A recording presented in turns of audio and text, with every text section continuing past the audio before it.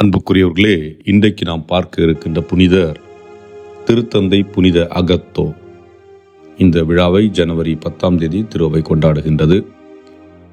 தாராள உள்ளத்திற்கும் இனிமையான தோழமை உறவுக்கும் வளமான பண்பு நலன்களுக்கும் தாழ்ச்சிக்கும் புண்ணியத்திற்கும் சொந்தக்காரராக வாழ்ந்து புதுமைகளின் புதல்வன் என்ற பெருமைக்கு முகவரியாய் வாழ்ந்தவர்தான் திருத்தந்தை அகத்தோ.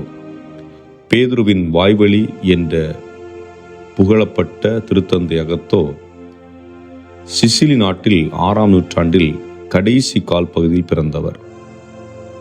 இளமையில் தேனி போல் சுறுசுறுப்பாய் விளங்கிய அகத்தோ சராசரி மனிதர்களைப் போன்று தனது வாழ்க்கையை வாழ்ந்து வந்தார்.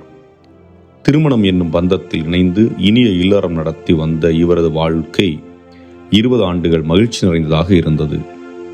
குடும்ப வாழ்வு வாழ்ந்த பிறகு உலக நாட்டங்களிலிருந்து விடுபட்டு இறைவனுக்கு ஊழியம் செய்ய வேண்டும் என்ற ஆர்வம் கொண்ட அகத்தோவுக்கு அழைத்தல் கிடைத்தது.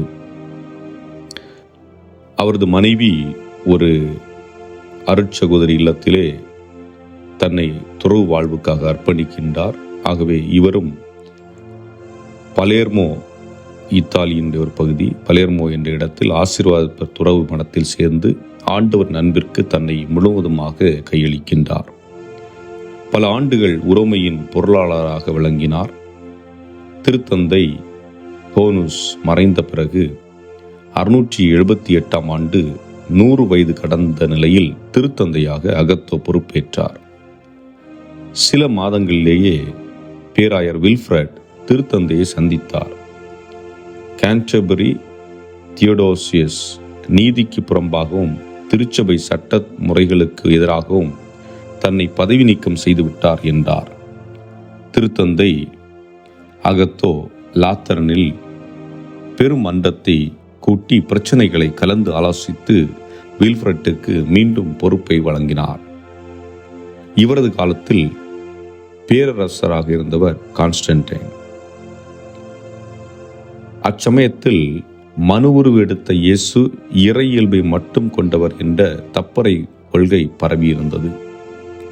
அதை கண்டித்தார்.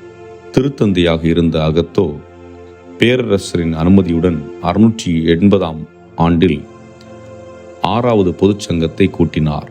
அதில் அனைவரும் வியக்கும்படி இயேசுவின் மந்தையை பேணி காத்த திருத்துதரான புனித பேதுருவின் அதிகாரத்தை பெற்ற மற்ற எல்லா குட்டி திருச்சபைகளுக்கும் அன்பையும்